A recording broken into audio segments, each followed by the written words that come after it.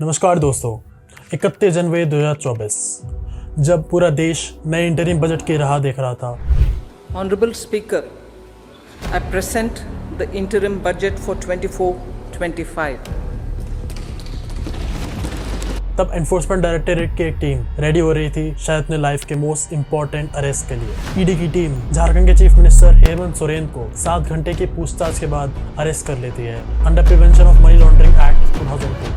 इसका रीजन बताया जाता है 74 करोड़ का एक लैंड स्कैम, जिसमें 12 लोग और एक IAS ऑफिसर भी शामिल था। बात ये भी देखने वाली है कि ये झारखंड का पहला CM अरेस्ट नहीं था। इससे पहले भी 2 बार और चीफ मिनिस्टर्स अरेस्ट हो चुके हैं। वो थे मधु कोड़ा और शिबू सोरेन। मधु कोड़ा जो कि 2006 से 2008 तक झारखंड के चीफ मिनिस्टर थे, उनको 4000 करोड़ की करप्शन और मनी लॉन्ड्रिंग एक्ट के अंडर अरेस्ट किया गया। The news seems to be tightening on former Jharkhand Chief Minister Madhu Koda.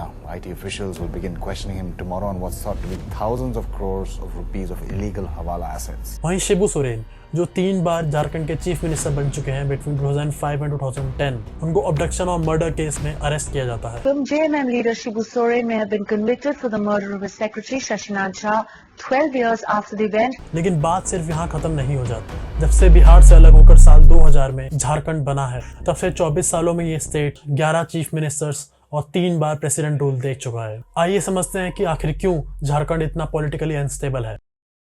And high political drama also playing out in India's Jharkhand state. The ED team has reached the residence of Jharkhand CM Hemant Soren. Former Jharkhand Chief Minister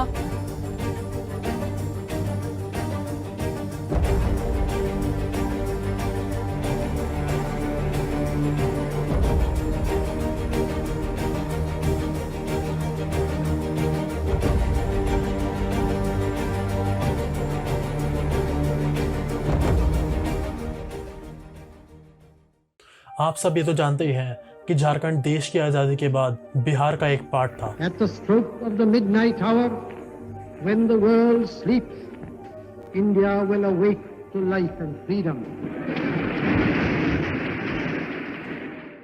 ये इस बिहार के south में belong करता था, जहाँ पे काफी ज्यादा ट्राइबल पॉपुलेशन थी और बड़ी मात्रा में मिनरल पाया जाता था। झारखंड के स्टेटहुड के लिए आदिवासी और शेड्यूल्ड ट्राइब ने एक बहुत लॉन्ग स्ट्रगल किया। इसकी शुरुआत होती है 1912 में, जब सेंट कोलंबिया कॉलेज के एक स्टूडेंट ने ट्राइबल कम्युनिटी के लिए एक अलग स्टेटहुड प्रपोज किया। उसके बाद 1928 में क्रिश्चियन ट्राइबल एसोसिएशन के पॉलिटिकल विंग, जिसको उन्नति समाज भी बोलते थे, उन्होंने साइमन कमीशन के सामने ईस्ट इंडिया में एक ट्राइबल स्टेट की डिमांड रखी। 1955 में झारखंड पार्टी, जिसको जयपाल सिंह मुंडा लीड कर रहे थे, उन्होंने एक मेमोरेंडम रखा स्टेट ऑर्गेनाइजेशन कमीशन के सामने, जिसमें एक सेपरेट झारखंड स्टेट की मांग की गई थी। लेकिन इसको रिजेक्ट कर दिया जाता है ये बोल के कि जो आप स्टेट मांग रहे हैं इसमें कोई कॉमन लैंग्वेज नहीं है। ट्राइबल्स माइनॉरिटी है बिहार में और बिहार की इकोनॉमी में एक गलत असर पड़ेगा इस सेपरेशन की वजह से। लेकिन ये बात बिहार के ट्राइबल्स को पसंद नहीं आती है। 1980s में ट्राइबल्स एक मिलिटेंट रूप ले लेते हैं एक अलग स्टेट बनाने के लिए। 1990s में सेपरेशन मूवमेंट में नॉन ट्राइबल्स भी शामिल हो जाते हैं। साल 1998 में यूनियन गवर्नमेंट मजबूरी में आके बिहार लेजिस्लेटिव असेंबली के सामने एक बिल पेश करती है। इस बिल को देखकर राष्ट्रीय जनता दल RJD के लीडर लालू प्रसाद यादव कहते हैं स्टेट का विभाजन इनकी डेड बॉडी के बाद ही होगा। बाद में बीजेपी, जिसने झारखंड का सेपरेशन अपना मुद्दा बना लिया था, RJD और कांग्रेस के समर्थन के साथ उस साल के पार्लियामेंट के मॉनसून सेशन में बिहार ऑर्गेनाइजेशन बिल पास करवा देती है, जिसमें झारखंड को एक अलग स्टेट बनाने के लिए प्रपोज किया जाता है।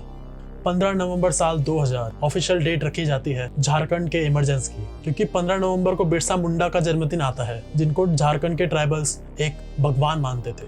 लेकिन स्टेट की पॉलिटिकल इंस्टेबिलिटी को जानने से पहले हम थोड़ा स्टेट के बारे में जान लेते हैं। झारखंड 5 राज्यों के साथ बॉर्डर शेयर करता है। नॉर्थ में बिहार, नॉर्थ वेस्ट में उत्तर प्रदेश, वेस्ट में छत्तीसगढ़, साउथ में उड़ीसा और ईस्ट में वेस्ट बंगाल। ये लगभग 80,000 किलोमीटर स्क्वायर एरिया कवर करता है, जो इसको देश का 15th लार्जेस्ट स्टेट बनाता है। रांची और दुमका इसके कैपिटल और सब कैपिटल है। 24 जिलों में लगभग 3.3 करोड़ लोग रहते हैं। झारखंड की ऑफिशियल भाषा हिंदी है। इसके अलावा यहाँ पे अंगिका, बंगाली, भोजपुरी, भूमिज, हो, खरिया, खोरता, खुरमाली, कुरुक, मगही, मैथिली, मुंडारी, नागपुरी, उड़िया, संताली और उर्दू भी बोली जाती है। झारखंड को इसके वाटरफॉल्स, परसनाथ हिल के जैन मंदिर और बेतला नेशनल पार्क के लिए जाना जाता है। कैपिटल रांची एक गेटवे की तरह है इस नेशनल पार्क का, जिसमें 17वीं सेंचुरी का जगन्नाथ टेम्पल, एक हिंदू श्राइन, और झारखंड वॉर मेमोरियल है। इसी के पास टैगोर हिल भी दिखता है, जिसको रविंद्रनाथ टैगोर को ऑनर करने के लिए बनाया था। झारखंड देश का 25% स्टील भी प्रोड्यूस करता है। इन सब चीजों को गवर्न और मैनेज करने के लिए गवर्नर और स्टेट गवर्नमेंट साथ में काम करती है। इसको एक इमारत की तरह समझिए। अगर इस इमारत का एक खंभा हर 2-3 सालों में हिलने लग जाए तो क्या ये इमारत चल पाएगी? शायद नहीं। बस कुछ यही सिचुएशन है झारखंड की, जिसके इमरजेंसी के बाद सिर्फ एक ही सीएम अपना टेन्योर पूरा कर पाए हैं। आप ये जरूर सोच रहे होंगे कि आखिर क्या वजह रही होगी इसकी। आइए समझते हैं। साल 2000 में जब प्रधानमंत्री अटल बिहारी वाजपेयी की सरकार थी, और मैं चाहता हूं ये परंपरा बनी रहे, ये प्रकृति बनी रहे। सत्ता का खेल तो चलेगा, सरकारें आएंगी जाएंगी, पार्टियां बनेगी बिगड़ेंगी, मगर ये देश रहना चाहिए, इस देश का लोकतंत्र अमर रहना चाहिए। तब पार्लियामेंट ने कहा कि बिहार रीऑर्गेनाइजेशन एक्ट के तहत जो इलेक्शंस बिहार में उस साल होने थे, उस बेसिस पे ये तय किया जाएगा कि झारखंड की सरकार कौन बनाता है। बीजेपी एलायंस के साथ पहली सरकार बनाती है झारखंड में। स्टेट के पहले chief minister BJP leader Babulal Marandi चुने जाते हैं। इनकी सरकार सिर्फ 2.5 साल चलने के बाद इनको रिजाइन करना पड़ता है जब बीजेपी के कोalition में रेबेलियन छिड़ जाता है। इनको रिप्लेस करने के लिए आते हैं इनकी ही कैबिनेट के एक मिनिस्टर अर्जुन मुंडा। अर्जुन मुंडा 2005 तक करंट सरकार के टेन्योर खत्म होने तक चीफ मिनिस्टर बने रहते हैं। साल 2005 में स्टेट में पहली बार इलेक्शन किए जाते हैं। Polling begins for the first phase of elections, assembly elections in Jharkhand, and the ruling BJP is expected to face a strong challenge from the opposition alliance of Jharkhand Mukti Morcha, Congress and Rashtriya Janata. इसका result आता है झारखंड के लोग किसी भी political party को majority नहीं देते। शिबू सोरेन, जो कि झारखंड मुक्ति मोर्चा JMM के एक लीडर थे, वो मेजोरिटी का दावा करते हैं, लेकिन इस दावे को प्रूव नहीं कर पाते। इसीलिए सीएम बनने के सिर्फ 10 दिन के अंदर उनको रिजाइन देना पड़ता है। इसी को देख के बीजेपी एक बार फिर कोalition बनाती है और अर्जुन मुंडा को दूसरी बार चीफ मिनिस्टर बनाया जाता है। अर्जुन मुंडा की सरकार 1.5 साल चलने के बाद साल 2006 में इनको रिजाइन देना पड़ता है, क्योंकि उनकी कोalition भी डगमगा जाती है। इसी साल JMM और कुछ पार्टीज का कोalition सरकार बनाता है। देश में एक पहली बार होता है कि एक इंडिपेंडेंट MLA चीफ मिनिस्टर के पद पर बैठता है, और वो थे मधु कोड़ा। लेकिन ताज्जुब की बात यह है कि 2 साल के बाद इनकी सरकार भी रह जाती है। Enforcement Directorate has filed a charge sheet against Madhu Koda. The charge sheet, in fact, has been filed under the Prevention of Money Laundering Act. JMM के लीडर शिबू सोरेन साल 2008 में दूसरी बार सीएम बनते हैं, लेकिन शिबू सोरेन झारखंड लेजिस्लेटिव असेंबली के मेंबर नहीं थे। इंडिया में एक रूल है कि कोई भी मिनिस्टर बन सकता है अगर वो अगले 6 महीने में स्टेट लेजिस्लेटिव असेंबली का हिस्सा बन जाए।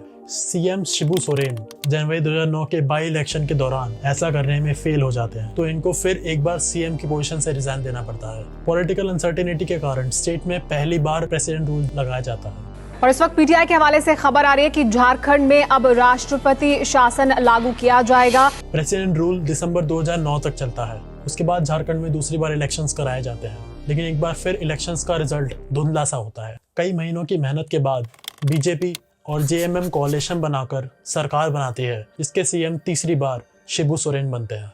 इनका थर्ड टर्म 5 महीने ही चल पाता है जब बीजेपी अपना सपोर्ट वापस ले लेती है।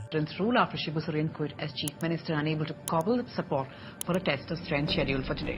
झारखंड में एक बार फिर प्रेसिडेंट रूल लगाया जाता है। Speculation: the cabinet has approved President's rule for Jharkhand. Last Sunday, Chief Minister Shibu Soren resigned as he couldn't muster up the numbers for a majority to face a test of strength. BJP एक बार फिर सरकार बनाती है, जिसके CM third time Arjun Munda बनते हैं। लेकिन BJP alliance partners के बीच कुछ डिसएग्रीमेंट्स की वजह से 2 साल और 4 महीने के बाद एक बार फिर अर्जुन मुंडा को रिजाइन देना पड़ता है। Jharkhand in turmoil once again as the Bharatiya Janata Party led Arjun Munda government parts ways with the Jharkhand Mukti Morcha and Shibu Soren.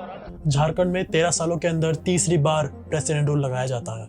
इस प्रेसिडेंट रूल के बीच में JMM और इंडियन नेशनल कांग्रेस एक कोalition बनाते हैं, जिसकी वजह से शिबू सोरेन के बेटे हेमंत सोरेन पहली बार सीएम बनते हैं।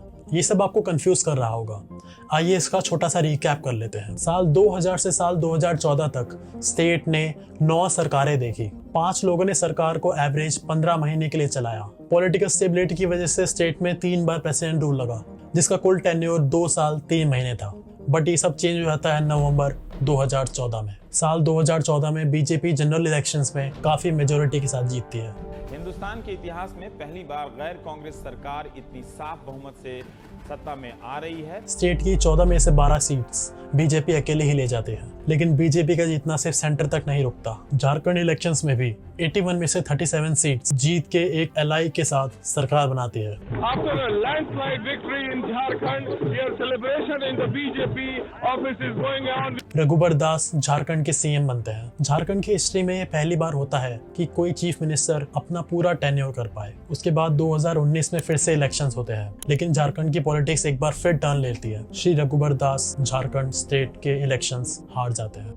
India's Prime Minister Narendra Modi's Hindu Nationalist Party, the BJP, has lost its majority in state elections in Jharkhand. BJP उस साल 25 सीट्स जीतती है। हेमंत सोरेन जो जेएमएम को लीड कर रहे थे, वो 30 सीट्स जीतते हैं। इंडियन नेशनल कांग्रेस के साथ कोalition करके वो अपनी सरकार बनाते हैं, बट इनको भी अपनी सीएम पोजीशन से रिजाइन देना पड़ता है जब इनके खिलाफ ईडी अरेस्ट वारंट निकलता है। ईडी का दबाव, ईडी के सवाल जवाब के बाद हेमंत सोरेन का इस्तीफा हुआ है। 6 घंटे से ज्यादा की ये पूछताछ हुई है। आखिर क्या है ये लैंड स्कैम, आइए समझते हैं। इसकी कहानी शुरू होती है जब शक होता है झारखंड रेवेन्यू डिपार्टमेंट के इंस्पेक्टर भानु प्रताप प्रसाद पर, जो लैंड माफिया की मदद कर रहे थे। 2023 के शुरुआती दिनों में इनके ऊपर इन्वेस्टिगेशन करी जाती है और पता लगता है कुछ पोटेंशियल लिंक्स का, जो थे लैंड माफिया और सीएम हेमंत सोरेन के बीच में। The Enforcement Directorate has arrested Bhanu Pratap Prasad, a government officer who allegedly helped in providing documents and helped the then Jharkhand Chief Minister Hemant Soren. मई 2023 में enforcement directorate एक money laundering और illegal land acquisition investigation start करती है हेमंत सोरेन और उनके associates के खिलाफ। जुलाई 2023 में एनफोर्समेंट डायरेक्टरेट के ऑफिशियल्स कई रेड्स करते हैं,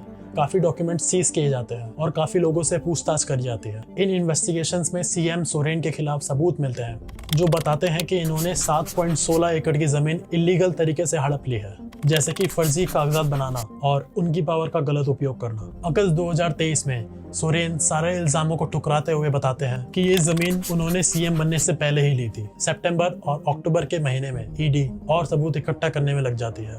नवंबर में ईडी अपने सारे सबूत कोर्ट के सामने पेश करती है, ये बोलते हुए कि सीएम सोरेन ने इलीगल तरीकों से जमीन हड़पी है। 30 जनवरी 2024 को एनफोर्समेंट डायरेक्टरेट 36 लाख कैश और लग्जरी एसयूवी सीज करती है इनके दिल्ली के घर से। 7 घंटे की पूछताछ के बाद सीएम सोरेन को 31 जनवरी को अरेस्ट कर लिया जाता है। अरेस्ट होने से पहले ही वो अपने पद से रिजाइन कर देते हैं और अरेस्ट होने के बाद वो बताते हैं कि इनके खिलाफ एक कॉन्स्पिरेसी रची गई है और साथ ही में 4 ईडी ऑफिशियल्स के खिलाफ पुलिस कंप्लेंट भी कर देते हैं under scheduled caste and scheduled tribes prevention of atrocities act 1989। ये कहते हैं कि ईडी के सर्चेस उनको और उनकी आदिवासी कम्युनिटी को बदनाम करने के लिए करे गए हैं। फरवरी 1 को governor CP Radhakrishnan JMM leader Champai Soren को इनवाइट करते हैं सरकार बनाने के लिए। इनको 10 दिन का समय दिया जाता है अपनी मेजोरिटी को प्रूव करने के लिए। चूंकि ये ऑनगोइंग केस है, इसीलिए इसका फाइनल वर्डिक्ट तो समय के साथ ही पता लगेगा। बट मैं आप लोगों से एक सवाल पूछना चाहता हूँ इस सारी कहानी को समझने के बाद, क्या आपके मुताबिक हेमंत सोरेन पे लगाए गए इल्जाम वैलिड है या फिर इनवैलिड? बताइए नीचे कमेंट्स में। पॉलिटिक्स तो सालों से चली आ रही है, लेकिन एज अ सिटीजन हमको अपने राइट्स नहीं भूलने चाहिए। इलेक्शंस के दौरान हमारा वोट बहुत इंपॉर्टेंट होता है। अगर आपको कोई भी पार्टी पसंद नहीं आती तो नोटा पे दबाएं, लेकिन वोट डालने जरूर जाएं। पिछली वीडियो के स्टैट्स बताते हैं कि 95% व्यूअर्स ने अभी तक सब्सक्राइब नहीं किया है। ऐसे क्वालिटी कंटेंट बनाने की मोटिवेशन सिर्फ आपके लाइक और सब्सक्राइब करने से ही मिलती है। वीडियो पसंद आई हो तो मालदीव्स के इंटरनल पॉलिटिक्स पर एक डिटेल वीडियो देखने के लिए यहाँ पे क्लिक कर सकते हैं। अगली वीडियो में मिलते हैं। धन्यवाद।